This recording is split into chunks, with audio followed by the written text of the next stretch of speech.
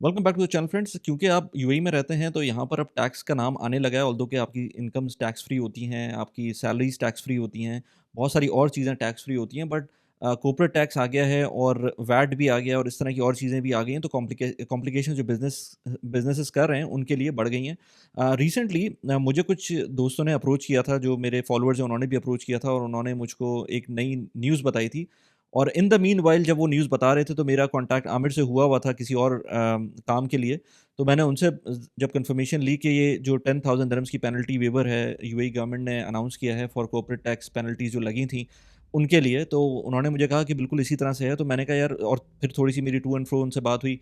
तो उन्होंने मुझसे कहा कि हम इस पे एक छोटी-सी पॉडकास्ट भी कर सकते हैं और मैं आपको एक्सप्लेन कर सकता हूँ कि इसका सिनेरियो क्या था।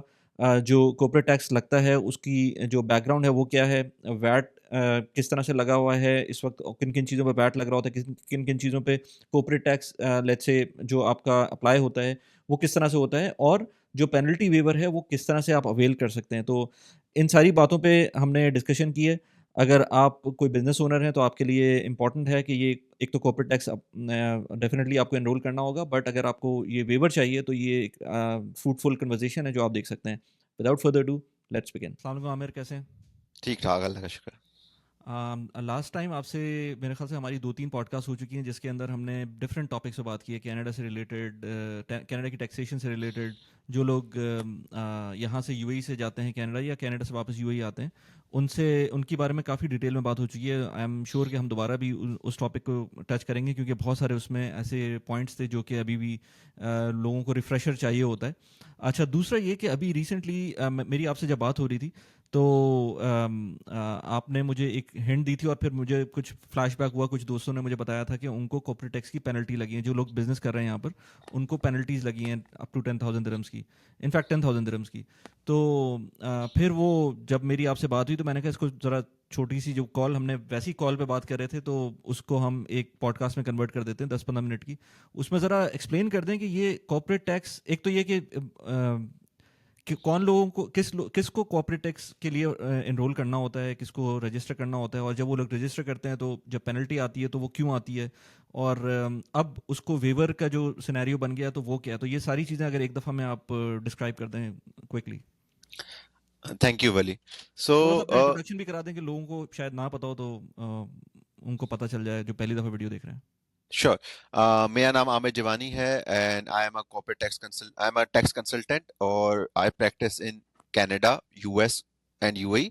तो because I do in all three countries, तो इसकी वजह से I can help clients in all three countries and specially if there are any cross border elements जो कि एक कंट्री से दूसरी कंट्री के बीच में होते हैं, specially when you move from one country to another और इटसेल्फ लोकली उन कंट्री के भी, लाइक यूएई में we provide corporate tax services, book keeping, accounting, and for real estate professionals we also provide AML compliance services as well. तो ये वो range of services है जो कि हम प्रोवाइड करते हैं, and not to mention CFO services as well. अगर आपकी थोड़ी मिड साइज कंपनी है and if you need, you can hire a full time CFO and you need a part time CFO और फ्रैक्शनल सीएफओ, तो वो भी एक service है जो कि हम ऑफर करते हैं। तो ये एक जनरल इंट्रोडक्शन है हमारा। अच्छा जी। Regarding corporate tax, as we know कि for most of the companies जो इनका जनवरी टू दिसंबर का ईयर था, उनकी उनका वो कॉर्पोरेट टैक्स उनके लिए एप्लीकेबल हो गया था फ्रॉम 1 जनवरी 2024। अच्छा, तो अब उसके लिए फिर गवर्नमेंट ने कहा कि जी आपने रजिस्टर करना है। शुरू में उसके लिए कोई टाइमलाइन नहीं थी, तो people just took it. I mean जो जो स्पेशली वो बिजनेसेस जो कि 2017 या उससे पहले से या 2018 उसके पहले से यहाँ पे हैं, उनके जहन में जो मेमोरी थी वो वेट की थी, राइट। तो दे न्यू के जी एक 1 जनवरी 2018 आना था और उस दिन वो स्विच ऑन हो जाना था, तो उससे पहले हमें उसका होमवर्क करना था। And most of the businesses did that homework in may be 15 days, 20 days, 1 month, अगर थोड़ा बड़ा बिजनेस है तो फ्यू मोर मंथ्स, इससे ज्यादा नहीं, राइट। तो लोगों के जहन में ये था, गवर्नमेंट ने कहा कॉर्पोरेट टैक्स आ रहा है और लोगों ने समझ लिया अच्छा जी चले 1 जनवरी से एप्लीकेबल होगा 2024 से, प्रोवाइडेड आपका जनवरी टू दिसंबर का ईयर एंड है। तो people were in that mindset कि ठीक है ये तो आया है और फिर इसके बाद इसकी पहली टैक्स फाइलिंग होनी है ईयर खत्म होने के 9 महीने बाद, which is September 2025, which is now not too far. But उस जमाने में if you are standing at 1 January 2024, आपने बोला ये तो 12 और 9 कोई 20-21 महीने बाद की बात है, तो we will see when it comes, right. तो और गवर्नमेंट ने भी कोई टाइमलाइन नहीं दी थी। Then one fine day their decision came, sometime I believe in March or maybe earlier, in 2024। और उसमें उस कैबिनेट डिसीजन में उन्होंने क्या कहा, उन्होंने टाइमलाइन सेट कर दी।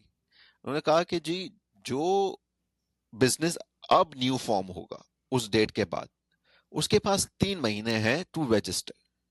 ठीक है। और 3 महीने start from your actual date of registration. 17 March है तो 17 अप्रैल, मई और 17 जून। ठीक है।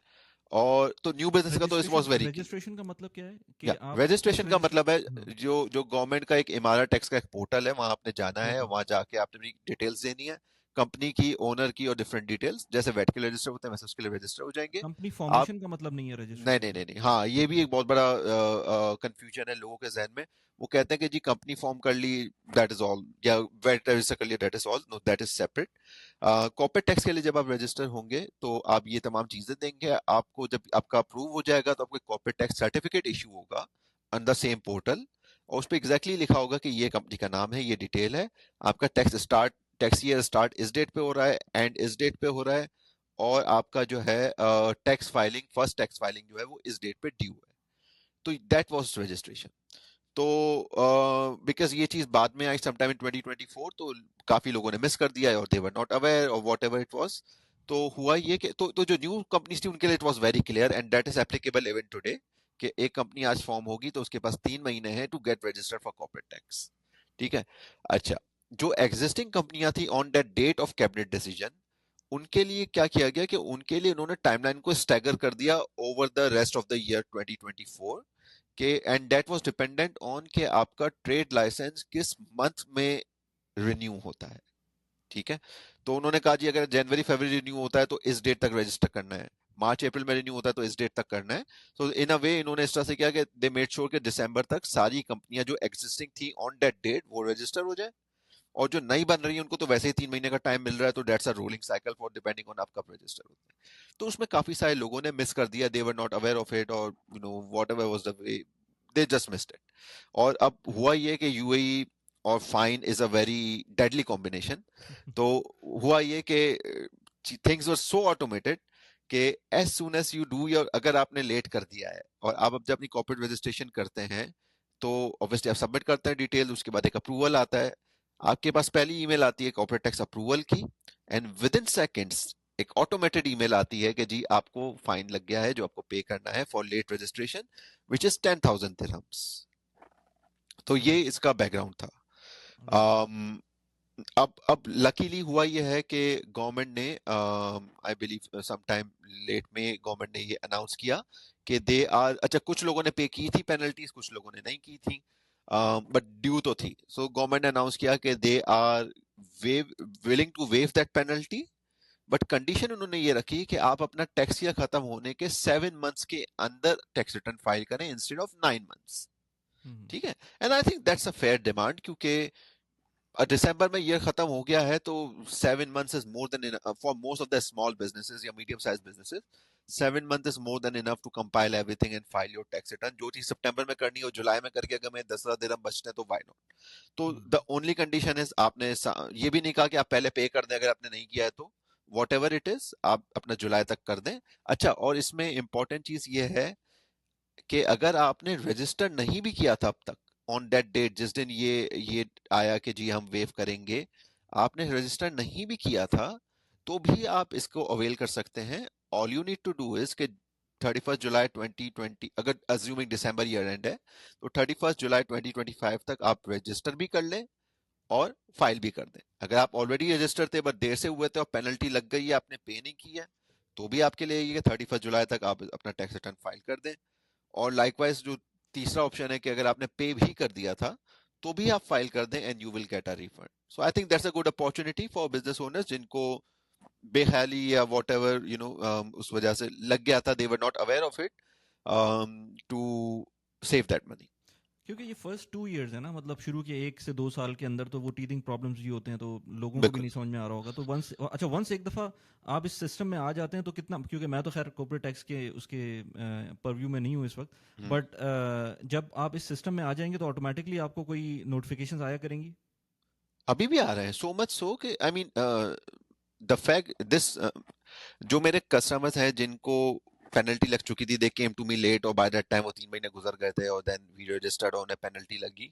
तो जब ये अनाउंसमेंट आया तो they kept getting emails and even calls from FTA कि जी आप अपना टैक्स रिटर्न फाइल करें, which shows कि government is really willing to get you in on to the track, बजाय इसके कि वो आपको पिनलाइज करे। They really want to not to charge that money from you, they just want compliance from you, they want to make you regular into your compliance। तो हाँ, जो आपका सवाल है, नोटिफिकेशन तो बहुत छोटी चीज है, यहाँ तो बाकायदा कॉल्स आ रही है, ईमेल्स आ रही है, और they are using their social media FTA का। So that is one thing I would suggest most of the people के इफ नॉट एनीथिंग आप एटलीस्ट जो एफटीए का सोशल मीडिया है उसको फॉलो कर लें, तो आपको काफी सारी अपडेट्स मिलती रहेंगी। अच्छा, they are active on social media? Yes, yes, they अच्छा even they are arranging virtual workshops। अच्छा अच्छा, okay. I understand it's very basic, or very, maybe some people might not be able to understand, or some people might not be able to completely comprehend, but that's where our role comes in। But apart from that, at least आपको ये तो पता चल जाएगा, अच्छा कोई चीज है which I need to figure out further, or which I need to dig deeper, and then you can come to the professionals to do it। So at least that gives you some direction कि ठीक है ये चीज है जिसको मुझे figure out करना है, something is coming up, I should not miss it। अच्छा, कॉर्पोरेट टैक्स सबको फाइल करना होता है, चाहे आपकी रेवेन्यू का स्ट्रीम कुछ भी हो, बेयर मिनिमम भी हो, कुछ भी हो? अच्छा, corporate tax, for most of the entities they have to register, okay. सही। अच्छा, सिर्फ एक्सेप्शन उसमें, मतलब चंद एक एक्सेप्शन हैं, लेकिन वो एक्सेप्शन शायद मोस्ट ऑफ आपके ज्यादा यूजर्स में एप्लीकेबल नहीं होंगी।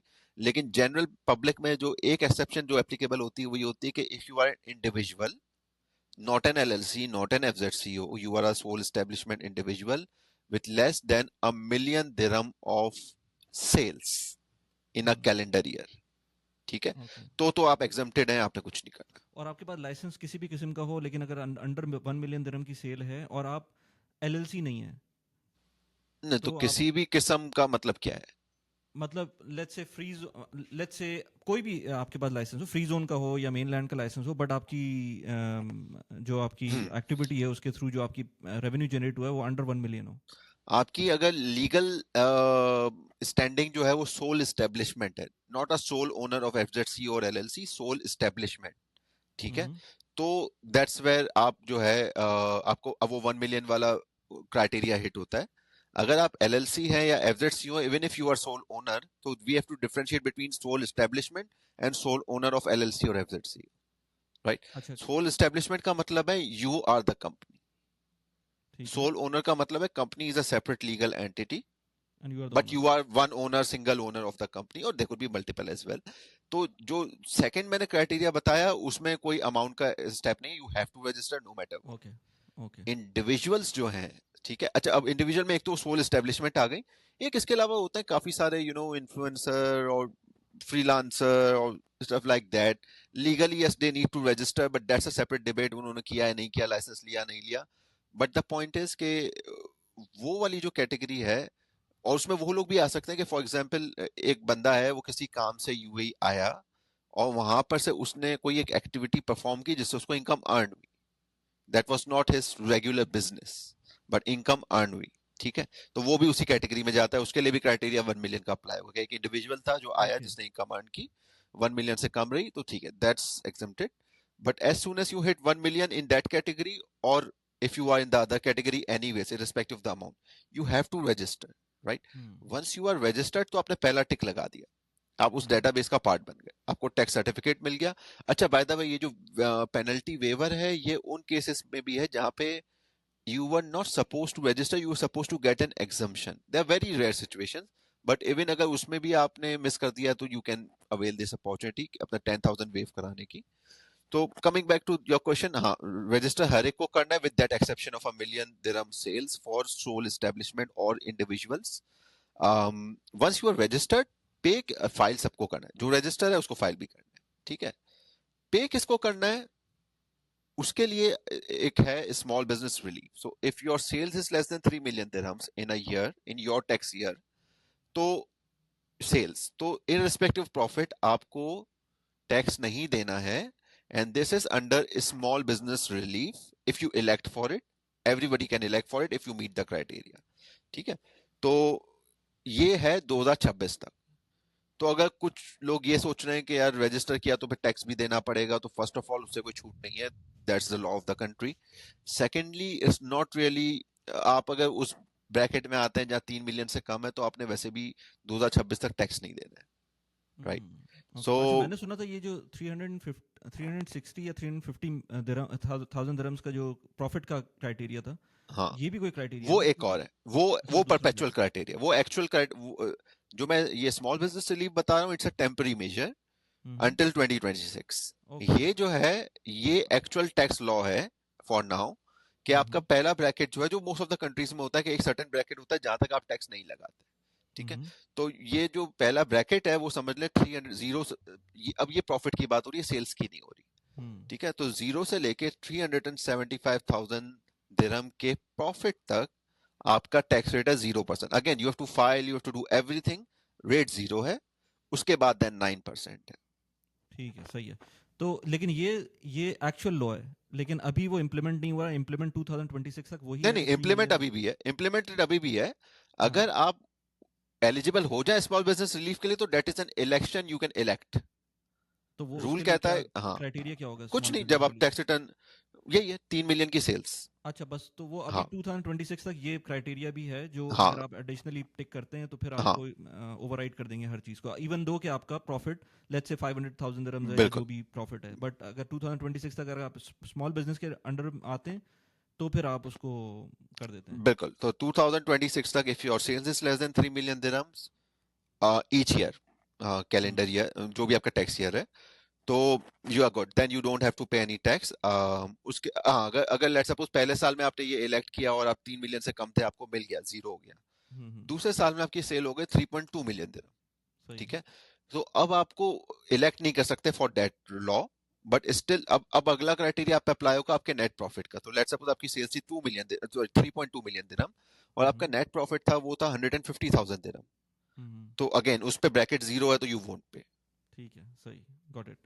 अच्छा, ये तो चलें corporate tax, good that you explain. और मैं जब आप प्रॉब्ली दुबई आएंगे नेक्स्ट मंथ, तो हम एक और सिटिंग करेंगे एक और टॉपिक के ऊपर, इंशाल्लाह। जो कि इंशाल्लाह बड़ा इंटरेस्टिंग टॉपिक है। बट अगर किसी को कांटेक्ट करना है आमिर से, तो जो है वो नीचे इनका लिंक दिया हुआ है, उस पर जाकर आप इनको कनेक्ट कर सकते हैं, ताकि और कुछ इनसे कंसल्टेशन लेनी हो तो आमिर से आप अलग से कंसल्ट कर सकते हैं। आपका पूरी एंटिटी यहाँ पर यूएई के अंदर भी मौजूद है, राइट? बिल्कुल बिल्कुल, we have and offices and staff in UAE as well, तो feel free to reach out. अच्छा, मुझे एक और चीज़ आपसे पूछनी थी पर्सनली, क्योंकि वो कॉल पे अलग से पूछनी थी, बट आई थॉट कि यहाँ पर ही पूछ लूँ मैं आपसे कि ये जो लेट्स से अगर कोई बंदा इस वक्त यहाँ पर रेंटल करता है प्रॉपर्टी, तो उसके ऊपर तो कोई वैट नहीं है, राइट?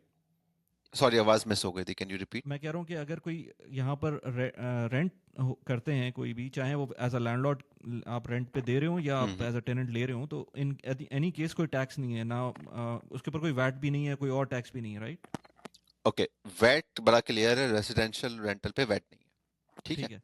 जो आपका हाँ, रिन्यू हो रहा होता है, ठीक ओके। है। मेरा पॉइंट ये कॉर्पोरेट था कि टैक्स, हाँ, कॉर्पोरेट टैक्स तो खैर नहीं होगा ना उसके ऊपर, क्योंकि वो नहीं तो। नहीं नहीं, corporate tax is bit tricky. अच्छा। कॉर्पोरेट टैक्स देखे, वो जो मैंने आपको एक, अच्छा पहली चीज, who owns the property? If the hmm. Property is owned by an FZCO for example, ठीक है ना? तो उसने रजिस्टर तो करना था, एनीवेज एफजेडसीओ है, उसको कॉर्पोरेट टैक्स रजिस्टर करना था, ठीक है? रेंटल इनकम पे टैक्स नहीं है, बट हम्म। रजिस्टर करना था, वो वहां तक क्लियर हो गया। If it is owned by individual, तो उसको तो रजिस्टर भी नहीं करना था।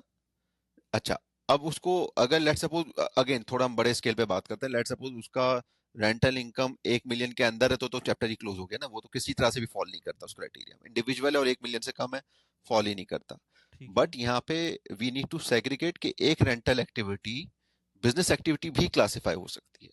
तो वही एक घर जो कि आपने रेंट किया था, अगर वो लॉन्ग टर्म है, उसमें आपने बेसिक सर्विसेज दी हुई है, जस्ट ये घर है, मे बी फर्निश्ड है, बट ये घर है, गो अहेड लिव देयर, तो ये रेंट है। लेकिन अगर मैं इसमें थोड़ी एडिशनल सर्विसेज डाल दूं कि जी हम लॉन्ड्री भी करके देंगे और ये भी करेंगे वो भी करेंगे, तो then that moves towards the business activity more Airbnb like, okay. Right? Okay. तो वहां पे वो 1 मिलियन वाला क्राइटेरिया आपका अप्लाई होना शुरू हो जाएगा। वैसे इट्स ओके। वेरी रेयर कि एक इंडिविजुअल है, हो भी सकता है वैसे, यू नेवर नो, कि एक ओके। इंडिविजुअल है, उसकी वो इस टाइप की सर्विसेज प्रोवाइड कर रहा हो अपनी प्रॉपर्टीज में, एंड इट क्रॉसेस $1 million, तो देन यस, फिर दैट पर्सन, क्योंकि अब ये बिजनेस एक्टिविटी हो गई, अब रेंटल नहीं रही, तो यस रेंटल पे कॉर्पोरेट टैक्स नहीं है, but rental is so tricky activity के with addition of some elements into your business activity, आप चाहेंगे कि मेरा कस्टमर ज्यादा सेटिस्फाइड रहे तो मैं ये भी दूं वो भी दूं, that might become a business activity and might make you subject to corporate taxes. Right, got it. चले, ये तो मतलब एडिशनल इन्फॉर्मेशन थी, अदरवाइज आपके साथ अलग से जो सेटिंग करनी है उस पर हम और डिटेल में बात कर लेंगे।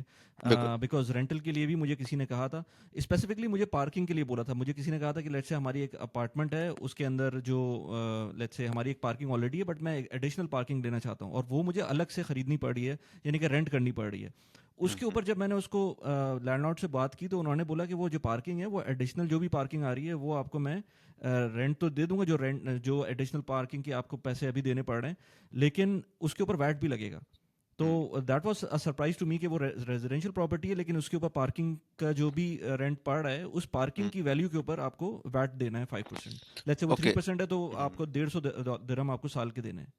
ओके, तो again see that depends on how you have packaged it, right? If you are, आप अगर ये कर रहे हैं कि जी मैं वो लैंडलॉर्ड हूँ या मैं वो बिल्डिंग मैनेजर हूँ और मैं कहता हूँ कि जी ये घर है, विद पार्किंग इसका इसका रेंट जो है वो 5,000 है, विदाउट पार्किंग इसका रेंट जो है वो 4,500 है, ठीक है? हम्म तो यहाँ वैट का कोई एलिमेंट नहीं है क्योंकि रेंट है। लेकिन मैंने कह दिया जी ये घर है, घर के साथ एक पार्किंग मिली थी, अब एक separate park, now it's a separate product, now the in legal terms या यूएई के टैक्स लॉ के टर्म्स में दिस इज कॉल्ड सप्लाई। तो हम्म। अब जो आप सप्लाई कर रहे हैं वो टैक्स एग्जम्प्ट सप्लाई नहीं है, ओके। ठीक है? अब आप जस्ट लाइक जब आप यू नो तो दैट्स वाई अगर वो उसको पैकेज उस तरह से करते कि जी ये विद पार्किंग घर का रेंट इतना है, विदाउट पार्किंग इतना है, तो वो होता जैसे होता है, विद बैल्कनी इतना है, विदाउट बैल्कनी इतना है, राइट? क्या हम्म। बैल्कनी अब obviously they can not give separately, but हाँ, the way they have packages makes it got it, subject to VAT or not. Got it. चलें, ज़बरदस्त। आए मतलब अभी जो इस वीडियो का पॉइंट था ना, वो मैं चाह रहा हूँ कि उतना ही रहे कि वो कॉर्पोरेट टैक्स के ऊपर अगर किसी को वेवर लेना है, 10,000 दिरहम्स बचाने हैं अपने, तो वो फिर वो बचा सकते हैं, क्योंकि इस वक्त गवर्नमेंट ने ऑफर की हुई है उसको वेव करने की, एंड दैट यू बिल्कुल विल बिल्कुल, help us, right? obviously we are helping clients already on that, but the point is के do it as soon as possible because अब ज्यादा टाइम नहीं बचा है। अगर आप इवन आप रजिस्टर्ड भी हैं तो it's not just filing some form, we if you come to us और आपकी अकाउंटिंग नहीं हुई हुई है और it's not in a good shape, चीजें रिकंसाइल नहीं है, then first we need to do that homework because misrepresentation is, there cannot be a bigger crime in tax filing than a misrepresentation. Yes, tax evasion is a bigger, but maybe second bigger is misrepresentation. We don't want to put some numbers because आप जो है अगर 31 जुलाई तक का time था, आप 29 जुलाई को आए और आपने कहा कि बस कुछ डाल के सबमिट कर दो, बाद में सही कर लेंगे, तो that's not how it works. So plan it, start it sooner, आप हमारे पास आए, आप जहां भी जाएं, do it sooner than later. Don't wait for the last 10 or 15 days because obviously people will be busy, first of all, and secondly it's not something that should be done in last 1 day or 1 hour or 2 days. So सही है, start sooner. Got it. चलें, ज़बरदस्त Aamir, thank you very much. Chale, we thank you. Will meet again, thank you very much. Okay, thank you. Khuda Hafiz.